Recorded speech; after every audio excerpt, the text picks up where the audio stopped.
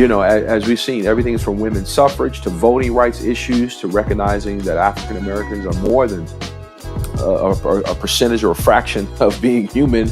We still have ways to go when it comes to living up to the language that we use. And so what I tell leaders oftentimes is you need to make sure the life you live is consistent with the mission statement, with the qualifying statements written on pieces of paper and in PowerPoint screens. They may sound good, but the proof is yet in the pudding. It is faith without works is indeed dead. Hey there, welcome to the Global Fringe, hosted by H.A.B.I.T.S. If you want to experience more of our complex, diverse world, lean into these stories. If you've ever found yourself on the fringe of culture, this is for you. Our hope is that in the next few minutes, you feel seen, emboldened, and compelled to more. Welcome in.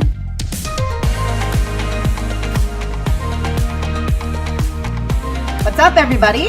Welcome back to the Global Fringe, and I am stoked to have my friend Goodloe on the show today as we go into the third section of what we've been talking about this season, that if we want to live life in all of its fullness, if we want to have a life that is meaningful, have leadership that is effective, to do good stuff in the world, we need to define where it is that we're at. We need to design a plan that's going to get us there. And then we just need to do the work. And so my friend Goodloe is on to kind of launch us into this third segment of what does it look like for us to do the work so that we can go from where we are to where we want to be in our life, in our leadership, in our impact. And so Goodie, thanks for joining us. It's taken about 5,000 years to actually schedule this podcast episode, but we finally did it. So thanks for your patience and being on today. Well, it's great to be with you and all of your listeners. April, thank you so much for having me. I'm honored to be with you today. And looking forward to our conversation today. I'm really honored. So thank you. Let me tell some people about who you are. You are a doctor. Not of medicine. This is true. What's your doctorate in? What was the focus of your doctorate work? Oh, wow. I have a Ph.D. in a broader term called social movement theory. And very specifically, I am what you call a Martin Luther King Jr. scholar. I have a Ph.D. in the leadership of Martin Luther King Jr. That was my focus. And went to school for a very, very long time. And but I'm glad you qualified that. I am not a medical doctor, so I think I barely know the Heimlich maneuver. My wife is a nurse, though. Lucy is a nurse, as you know. But no, I'm a quasi academic, more of a practitioner, to be quite frank. And I think the most important title for your listeners today is I am a friend of H.A.B.I.T.S, Pastor H.A.B.I.T.S. This is true. So you and I met, I can't remember exactly like the date, but it was at least 10 years ago. I think we became friends. You don't have the date? I know the date. Do you? It was March 22nd. You are lying. In the year 2005. What are you talking about? I have that You are date. lying to me. I have a tattoo. Do you not know this? On my left knuckle. My left knuckle. It looks like a freckle. Oh my gosh. So you and I were both pastoring at some churches here in SoCal, and our two senior pastors were wild guys, and they were friends, and that's how we got connected. And you and I shared a stage together and led some people in some great conversations, and we've stayed connected over the years. And now it's so fun because we both are teaching pastors at Parkcrest Christian Church in Long Beach. In the LBC. In the LBC with Snoop Dogg, who is not on the pastoral teaching team. But our good friend Mike Goldsworthy has us a part of that team together. And it's just so fun. It's like a white guy and a white girl and a black dude and some other people. And it's like we all walk into a bar and there's a shout out to Parkcrest and to our good friend Pastor Mike Goldsworthy. Honored to partner with him, and obviously been on this journey with you as well. Has been really a great delight. I love the Parkcrest community, and really, I think just the conversations you've brought to our community in the last year or so has just been tremendously impactful, and I'm so grateful to get to see you continue to advance forward the mission and message of Jesus. It's really cool. Same here, friend. So earlier in the season, as we were talking about what does it look like for us to design our life, I had my friend Brooklyn Lindsay on, and we talked about when you experience disruption in your life, when you've got detours, when you've got setbacks, when like the plan changes course, and what do you do when that happens? And I was thinking about you, Goodie, because you and I are in a similar boat where we're both not doing now what we probably thought we would be doing 10 years ago when we first met, when we got those matching tattoos on the day that we Right, met. right, right, right, right. There's been some disruption. There's been some changes. There's been some some difference with where we thought we were going to be to where we are now. And I would love for you to just share a little bit of your journey of what that disruption and that shift has looked like for you, and how that's impacted like what you do now. Yeah, Cliff Note version for me is, as you know, your listeners may not know, I grew up in the context of a faith community, and grew up in South Central Los Angeles, and really at a very early age had a real sense of what my life would, the direction my life would take. Although I have to admit, I resisted that. I wanted to pursue Mm-hmm. other things. I was a student athlete. I was active in political organizations and so forth, but really felt an impression upon my spirit, the transcendent calling me to really formally enter into what we call the ministry, basically formal conversations with people about who Jesus is, Yeah. and trying to help people advance further in their faith and then put that faith, of course, into practice. And in the last, 20 years, from education to experience in faith communities, my journey has placed me here. And you're right, I didn't expect to be specifically here. And here, by that, I mean, I kind of have my hat in a number of different arenas. Uh, Yeah. being an associate teaching pastor is one of several hats I wear.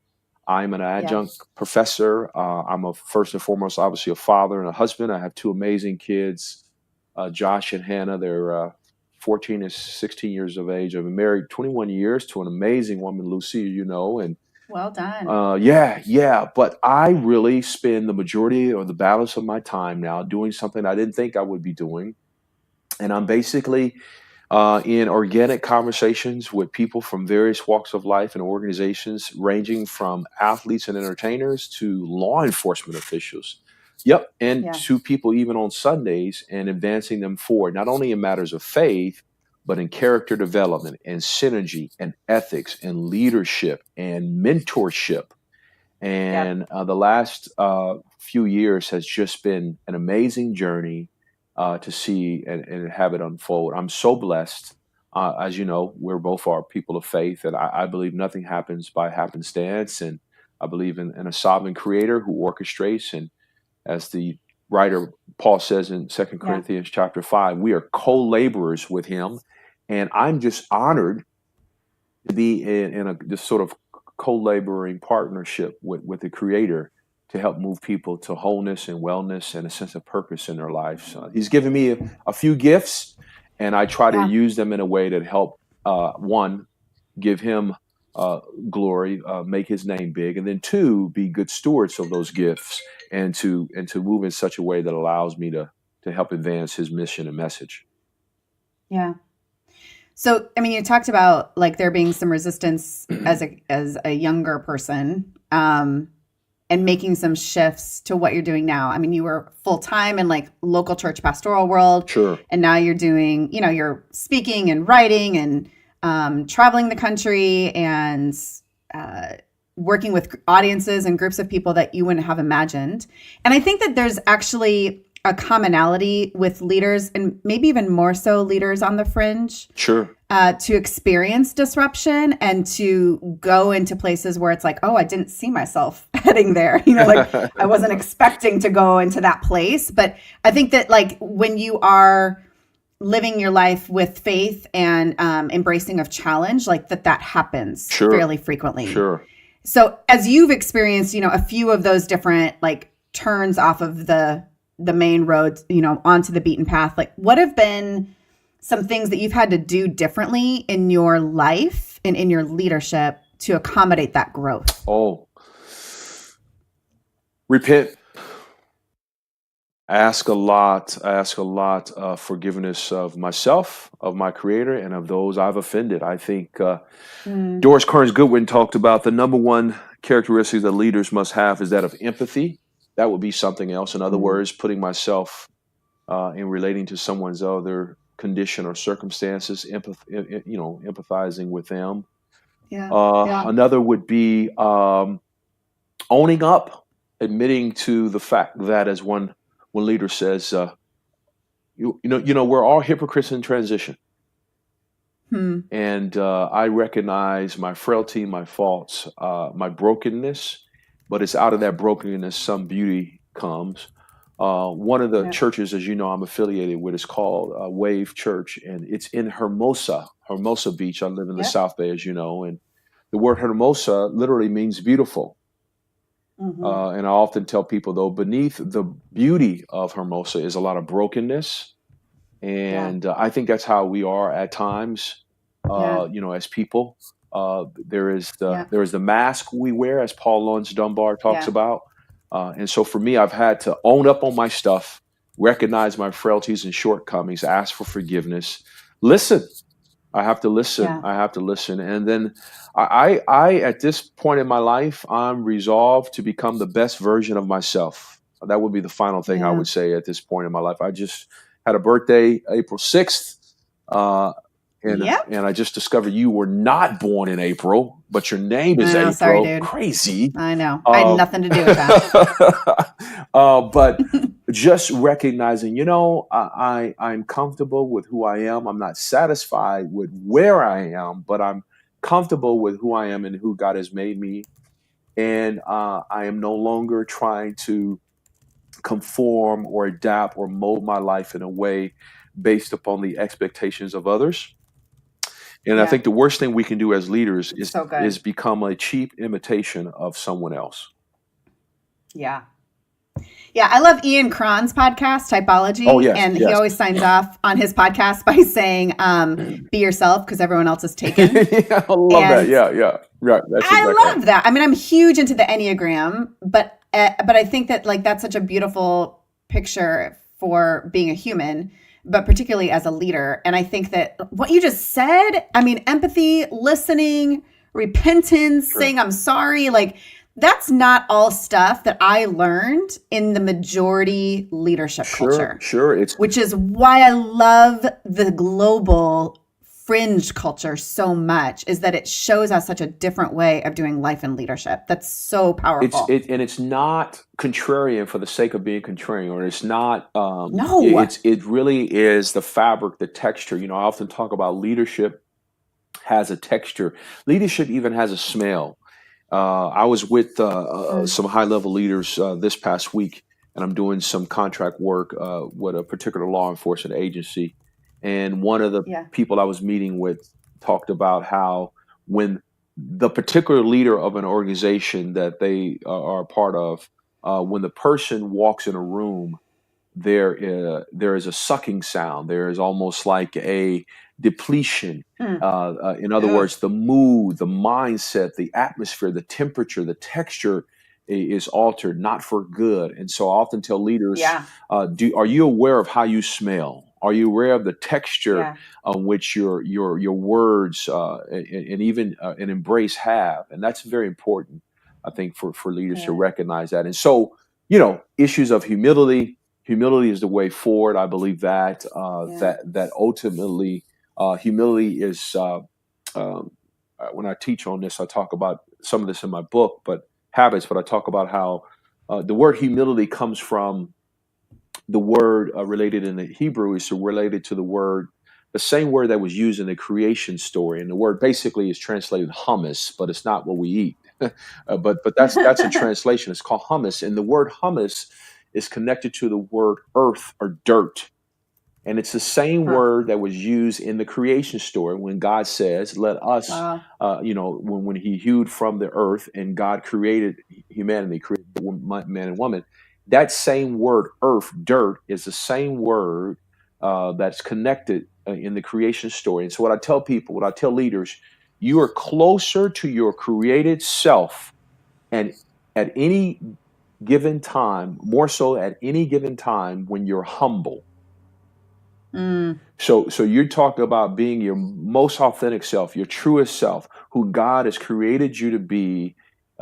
At your core, you're aligned with yeah. such when you're humble. There's a reason why in the scriptures it says that our transcendent, our creator, he opposes, we know, all sin, all shortcomings, and that's why we need grace. But there's one that he Yeah. opposes specifically, and it's the Yeah. proud.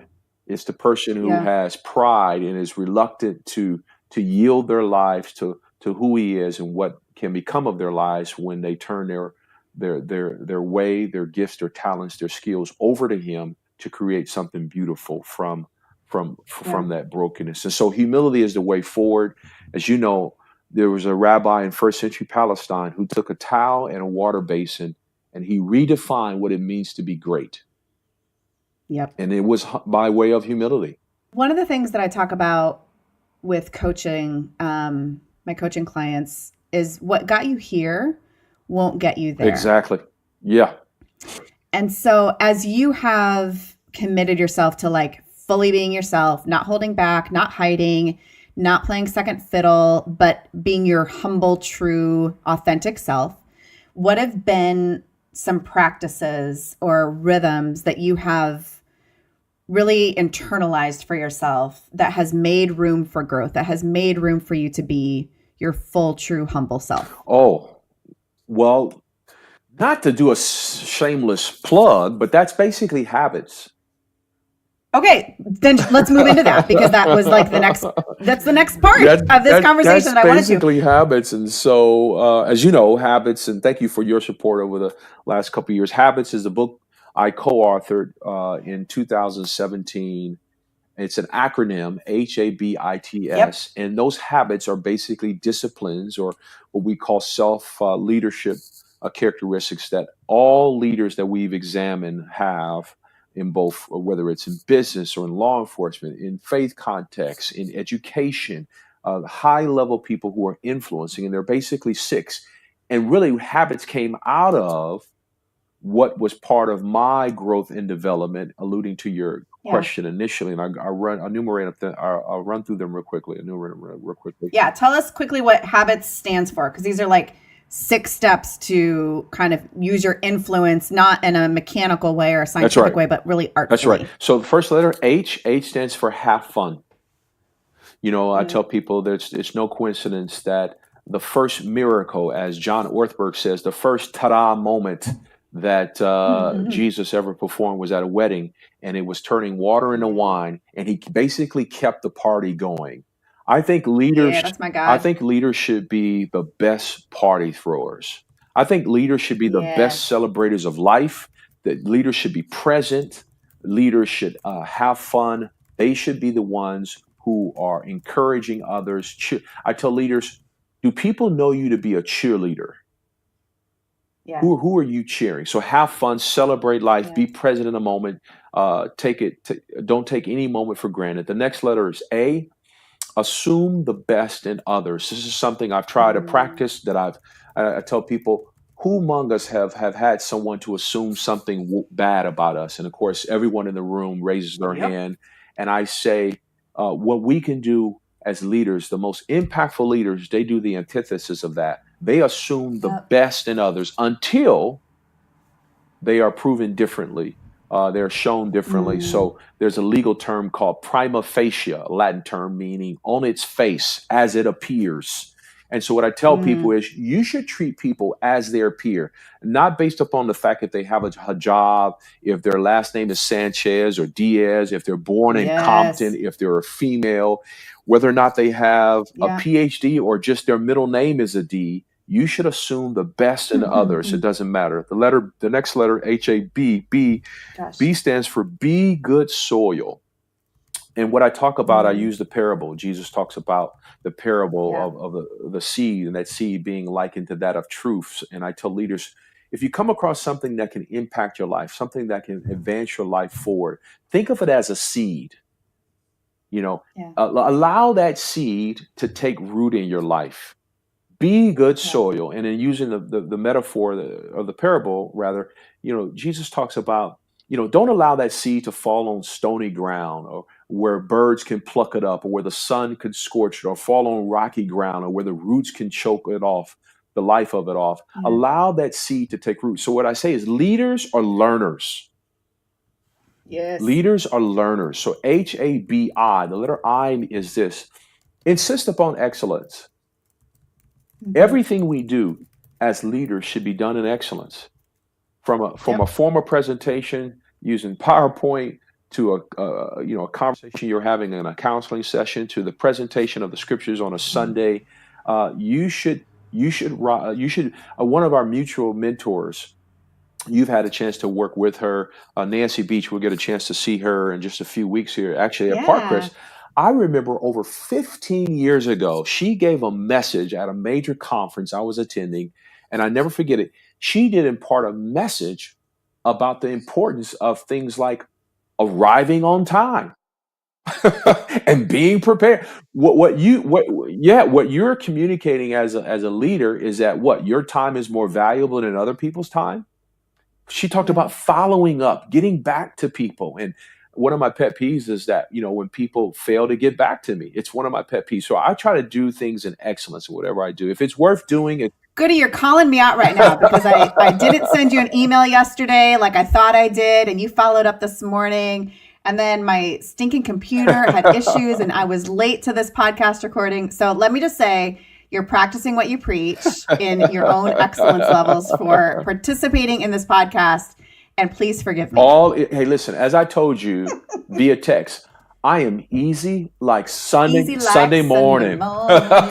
Shout out to Lionel Richie, who's made a comeback. Sing it. All right, what's the T? Treat the needs of others as sacred. Yeah. Obi Hendricks wrote a phenomenal book called The Politics of Jesus. Obi Hendricks. He's a leading scholar from the Methodist Church, Ph.D. Fascinating book. Talks about, it's a book where he interweaves conversations about our current and past political leaders from governments within our country who have led, and leaders who have led with high integrity and character, and those who have not. And he talks about the difference of this one leader who lived in first century Palestine, who was misunderstood, but who led in such a way that had a compelling narrative for which we still are attractive to today. He says one thing is consistently true about this person who is Jesus of Nazareth. Whenever you see him in the scriptures, he always did one thing for certain, true, consistent. He always treated the needs of others as sacred, as holy. Yeah. And so one of the great commentaries that can be said about you as a leader in your absence, when you're not in the room, is that April treats my needs as sacred, or Mike goes where he treats my needs as sacred, or Nancy Beach treats my needs as sacred. And so I tell leaders, people don't quit jobs, they quit people. Yep. And the famous quote, Maya Angelou, made it so. Others, it can be attributed to others, but she says, people may forget what you say, but they will never forget how you made them feel. Yeah. And so as a leader, I want to treat people in such a way that they feel as though they are the most important person in the room. Treat their needs as sacred. I think so much more these days because of our uber connectedness on screens. Sure.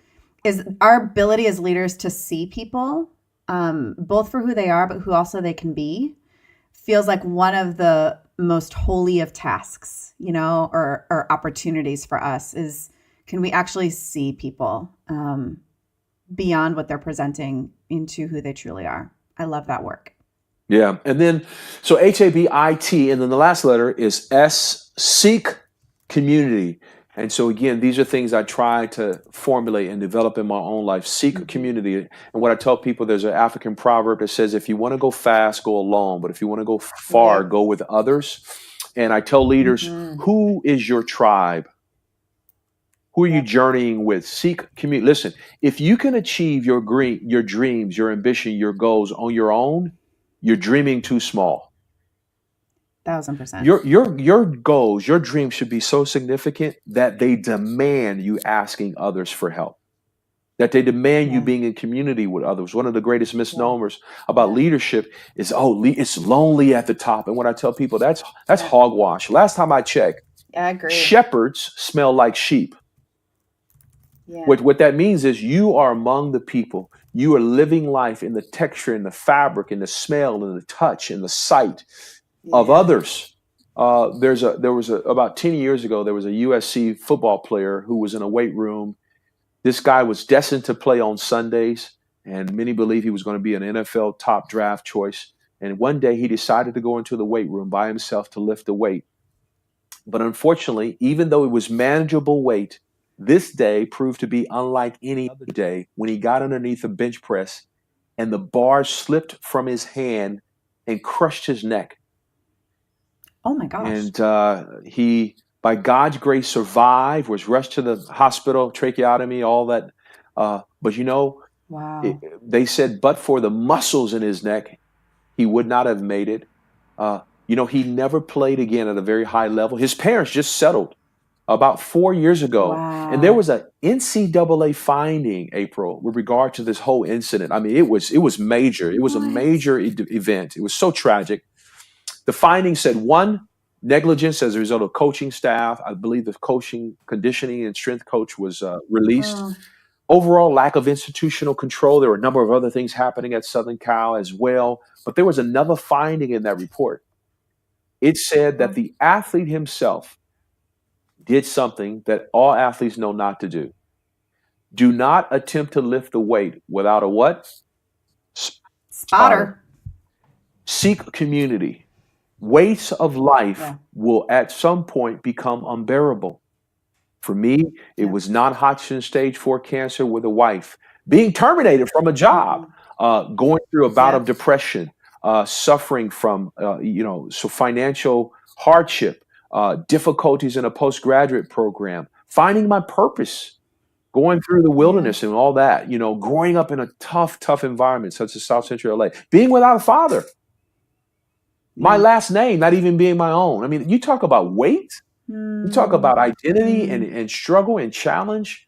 There's no way I talk about, we both live in Los Angeles, LA County, Orange counties, but people associate all this area with that of Hollywood. And I'll close on this thought. It says, we just had the Academy Awards a few months ago. And whenever someone wins Academy Award, particularly for Best Actor, Best Actress, they always say, I like to thank my amazing cast. Mm-hmm. Everybody, every leader should have an amazing cast.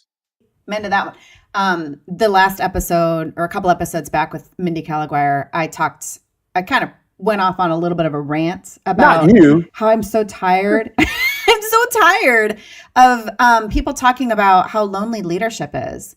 And I think that there's a different weight that leaders carry, blah, blah, blah. But I think that you create your life in that way. And if you want to be known, if you want to be in a relationship, if you want to have friendship, just the real basic friendship, it doesn't matter what your role is. You can find it. And I think the most important time to build that is when you don't actually need it. Because when you talk about all that hard stuff that you've personally gone through, when you're in depression, that's not the time to go build your community. Like when you are in the depths of despair, that's not the time that you're going to become BFFs with somebody. Like you build your people when you don't really need them, because you will need them. Love it. And you really do need them at every moment. I've got a girl gang right now, 3 girlfriends that I'm so deeply connected to. And we are walking with each other through some really hard stuff, some really big dreams, some really crazy experiences. I mean, we literally talk all day long. And I'm sure I've got some Marco Polos waiting for me after we get off this recording. But you got to run deep with people, because that's what makes leadership weighted and solid and grounded, and not like a show. Sure. And I think that there's a lot of leadership in the center right now that is that's starting to crumble, because when you don't have these habits in place, it's not sustainable. Sure. And it's not rooted in something that's beyond you. Totally. So I'm so grateful that you wrote this book. I mean, you mentioned John Ortberg in the beginning, and I'll wrap up this part with John Berg says, habits eat willpower for breakfast. Yes, love And, that. so, leaders, we can suck it up and we can push through and we can power it up for so long, but like it's your habits that actually are going to sustain you through what your willpower can sustain. So, Love that. it's such a great book. We'll post this to the show notes, y'all, so that Thank you you, my can friend. get a copy of this book. It's really important for leaders to have those kinds of habits that they're doing the work that grounds their soul and weights them and allows them to do the good stuff for the long haul. So Thank you. okay, I want to talk just for a minute about MLK because I mean, after all, that's why you are a doctor, is because of the work that you've done with him. And MLK is, I mean, he's one of my favorite leaders because of both the power that he held, but also the brokenness and the humanity of his life. And I'm wondering, like, these are such, oh gosh, these are challenging times for us as a people, politically, religiously, racially, absolutely, and we have a lot to learn from this man's life and leadership. And so can you maybe articulate for us a couple of things around what did MLK do in his life, in his leadership, that we maybe need now more than we did when he was with us? Wow. Yeah, no, thanks so much for that. I just, when I think of Dr. King's life and his messages remain just utterly timeless for us here today. Yeah. So many things come to mind. One, I tell people Dr. King wasn't just a civil rights leader. He wasn't merely a great orator and speaker, even an organizer. At the core, Dr. King was a person who was transformed by the light and the love of the scriptures. He was weighted, grounded, rooted. He was in sync, in tune with the ancients, with his passages of scriptures consistent with both Old and New Testament. So first and foremost, that grounding as a person of faith, I think everything emits from that. I tell people, we often get caught up in the all the accolades, whether it's the national holiday, himself being Ph.D., the great oratorical presence he had. But first and foremost, I think his walking, as in the descriptions of the scriptures about Adam, his walk with God in the cool of the day defines him most for me. That's number one. Number two, it would be his commitment to really formulate, to really call into existence, to really work at building what he called a beloved community. Dr. King believed that there were women and men, not just Negro, I'm using that historic term here, Negro, but outside of that particular group of people, ethnic group of people, there were white people, Jewish people, Hispanics. He believed there were people of goodwill who were morally disturbed in their conscience by seeing the experiences of the Black people. And what he desired more than anything is to sort of see this beloved community when people who would say, you know what, it's not fair, it's not right. And even though even from the places of my comfort, I cannot be free as long as my brother and sisters are not free. And so King desired to see that beloved community in what he called a coalition of conscience, where people were literally disturbed in their being by seeing the demeaning, the devaluing of another human being being played out in black and white televisions across their screens, and specifically across regions in the South. And so, number one, his grounded and rootedness in the faith, Number two, his idea of a beloved community, and also, of course, consistent with that of this coalition of conscience. And the final thing I would say about Dr. King is that King had a great sense of history. There's an African proverb entitled Sankofa.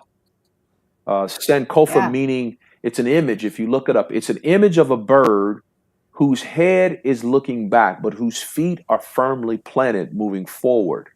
And King was very much in tune with what had happened in times past, being to inform us for how we can evolve and move forward in our future. So when you look at the famous "I Have a Dream" speech that he It's gave in good. 1963, August 28th, there on the steps of the Lincoln Memorial,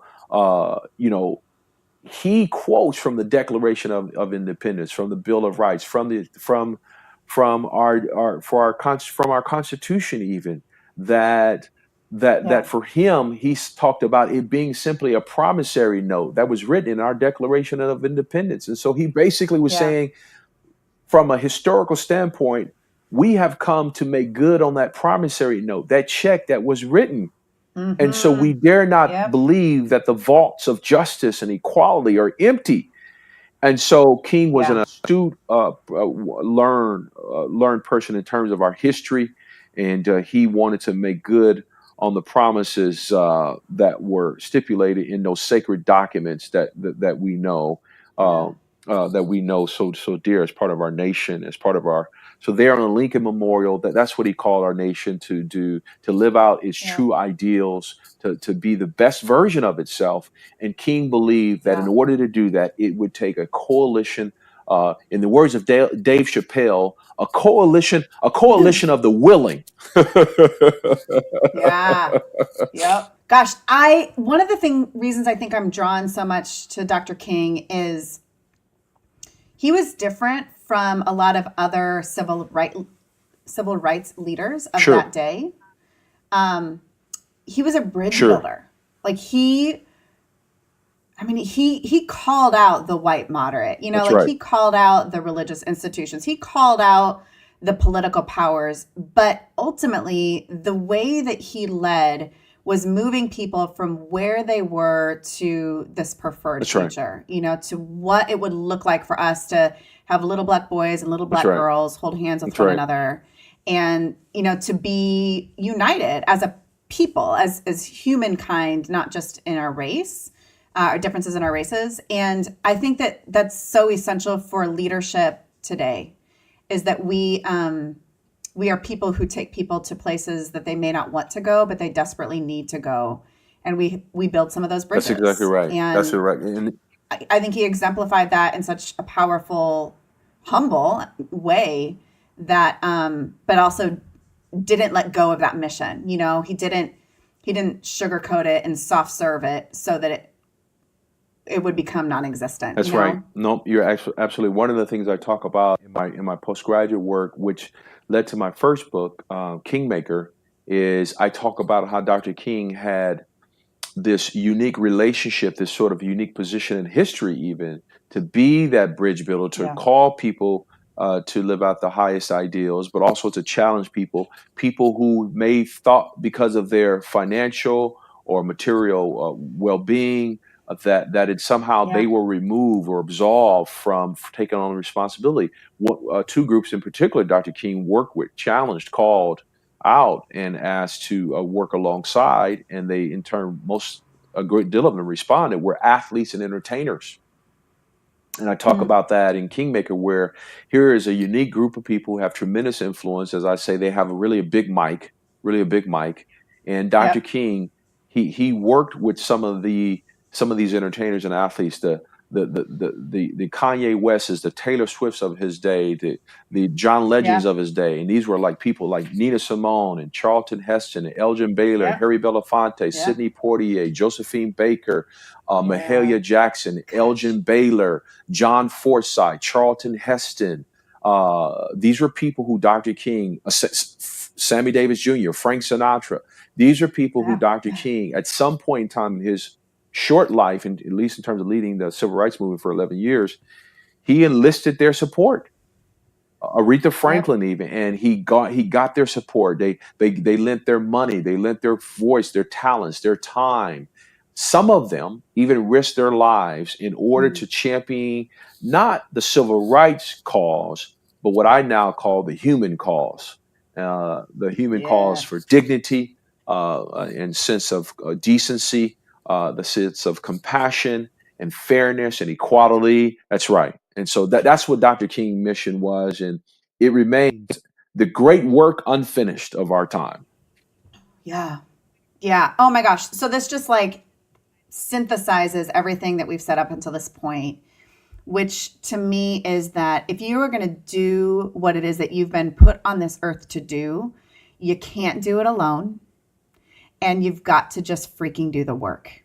Do That's right. the create the habits that are going to allow you to run your race until you complete it. And so that idea of who are your people, what's your community, who are your friends, calling out people to join you in this is so critical for you to be able to do what it is that you're being asked to do, which in turn is what other people are being asked to do as well. And then doing the habits that are going to allow you to have a deeply rooted soul that Exactly. is centered in health and in wellness and in the trueness of who you've been created to be. Like those are like two pretty huge components if we're gonna do our That's right. life That's well. right. And so I love it. I love it. that's I love that. phenomenal. There's a passage I know you're familiar. Ephesians 2:10 talks about, for we are God's handiwork, God's creation, created in the image of Masterpiece. Christ to do good works, which God prepared Yeah. in advance for us to do. And so that it is in the doing. It's not abstract. It's not ethereal. It's Nope. Nope. I tell people, I tell leaders. I'm speaking to organizations. I'm working, as you know, with law enforcement. In fact, I have some things coming up with locally here with Long Beach law enforcement and their entire leadership command. I have things coming up with Redondo Beach, Hermosa Beach. I just finished a session I did with 60 chiefs of police from 3 counties, including your county, LA, Orange, and San Yeah. Diego counties. And what I tell people oftentimes, I tell leaders is, we can't live a life that doesn't measure up to the mission statement written on a piece of paper. Like, in other words, sometimes the words we use are bigger than the life we live.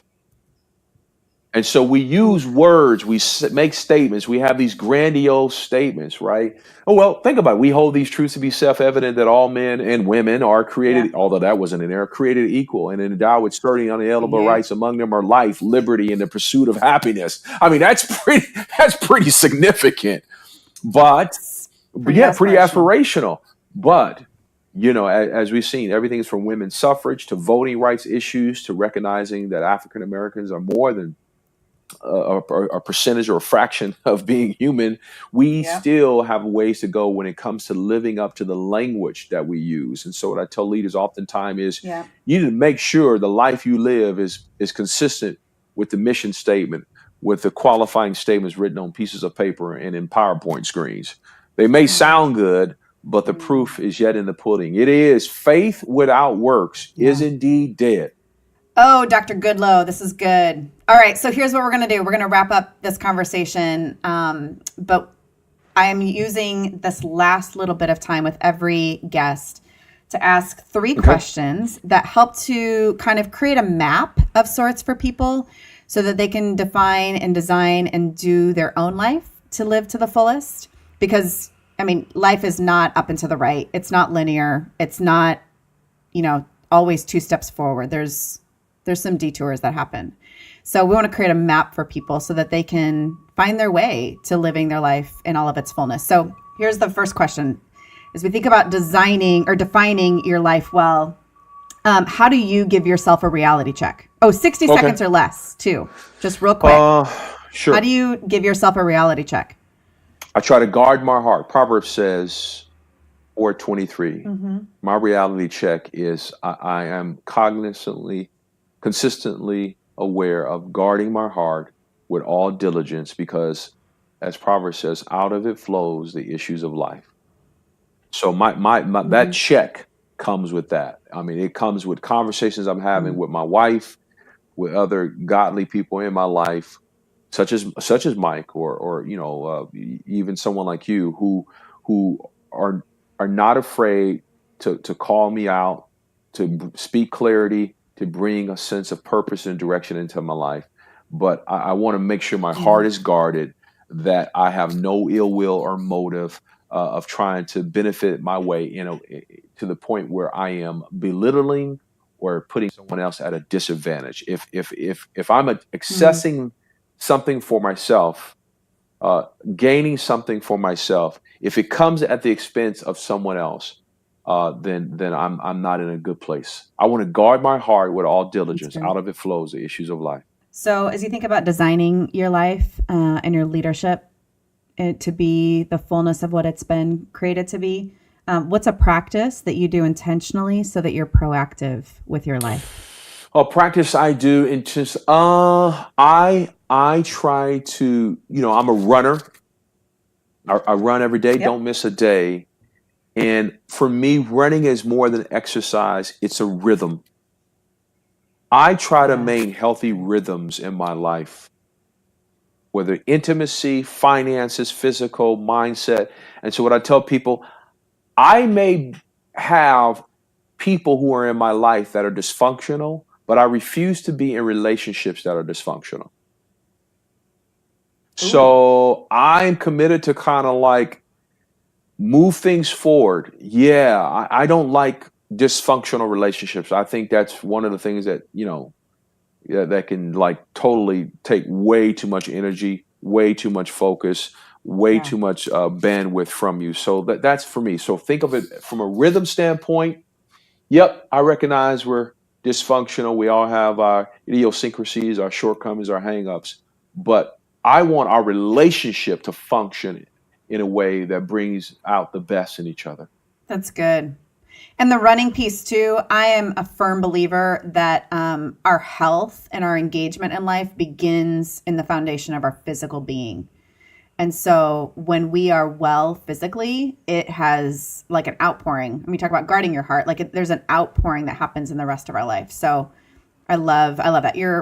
You're super healthy, Thank Goodie. you. You challenge me in how you take care of your body in a way that is honoring and allows you to be excellent in all areas of your life. So affirm that. Okay, last one. Here we go. When you think about doing the work, what's a 1 degree trajectory shift that you have made in your life somewhere along the way that has made all the difference for you? Whoa. Whoa. I would say I would say trying to be present. I would say trying to Yeah. be present. I struggle. I struggle with that. And I think, we've had some, as you know, you mentioned earlier, we're part mutually of the same faith community in part. And we've seen some tragic events happen there. And I know of some, I know Yeah. you had some friends that go through some tough times. And I think in those moments, I'm reminded, the scripture says in Ecclesiastes, better to go to a house of mourning than to a party, Of morning. Yeah. because this is Yeah. the end of all humankind, and the living will take it to heart. What he means by that is one out of every one, I say, will die. And so I think a slight tweak, I've tried to be present more, value relationships more, keenly aware, taking nothing for granted. That's kind of been that slight pivot I've made. Whereas before, Yeah. the old saying, leave nothing left unsaid. I really try to do Yeah. that. I love you, Yeah. grateful for. I'm a note writer. I'm a note writer. Places I go to speak, I travel, as you know, full time on the road. If I There's no place I don't go speak where someone does not get a note from me. I write notes. I say thank you, Mm. grateful, appreciative. I try to show generosity and gratitude, but really, again, coming to the Mm. point of really not taking anything for granted. That's definitely an adjustment I've made. Well, you just gave like 5 trajectory shifts. So My those bad, were my like bad. bonuses. But your presence today, my friend, was a gift. So thank you for being present to this community of leaders on the fringe and for sharing your own voice in that. I am so deeply committed to elevating the voices of women and people of color because, yeah, it's from the margins that there's truly phenomenal leadership and work being done. So thank you for being one of those. Thank you. You do that. I just want your listeners to know and how much I appreciate you. I've seen you do that over the years. And again, I think I always tell people, as leaders, you Yeah. can't take people to a place that you're not. Yep. And so you're doing that. Grateful for you, celebrating you. So thankful for all your listeners and for our time together. Back at you, friends. All right. Thanks, everybody. We'll see you next time. Hey, friends. Do you love podcasts like the one you just listened to? Have you ever dreamed about having your own? Well, my name is Michael, and I work for Truthwork Media. We believe that everyone has a story, and every story deserves a podcast. Let us help you get started. Look us up at www.truthworkmedia.com, fill out our questionnaire, and I'll schedule a time to talk. It's really that easy. Truthwork Media. Everyone has a story. Yours needs a podcast.